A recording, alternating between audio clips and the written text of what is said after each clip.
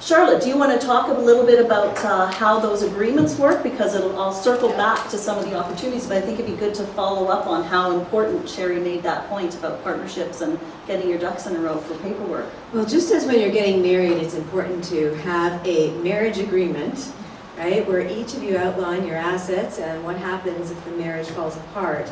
It's important if you're going into co-housing to have an agreement between the parties. But this can look a couple different ways.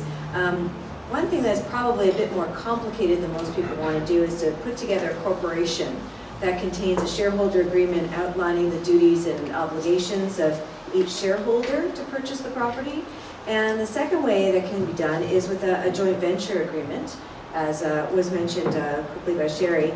And a joint venture agreement involves two or more separate parties, and again, it puts together the rights and obligations of these parties, but they are only married, no pun intended, for the purpose of this joint venture agreement. They don't have other obligations that a corporation would have. There's a specific purpose to their putting together an agreement and specific ways to get out of it. And it's not that they have to reorganize their legal affairs to form a corporation.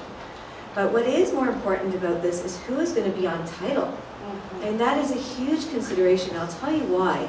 Quite often for estate planning, we have clients that want to put their only child on title so that when they die, they don't have to pay probate fees on their property. But what they don't realize is that their financial institution, the person who holds their mortgage, has to agree to have this person on title. And then when if you want to remove the person on title, well, the bank has to agree with that too. So it's very important when you're getting financing to consider who is going to be on title for the property and the difficulty you will have if you have to make any changes to that.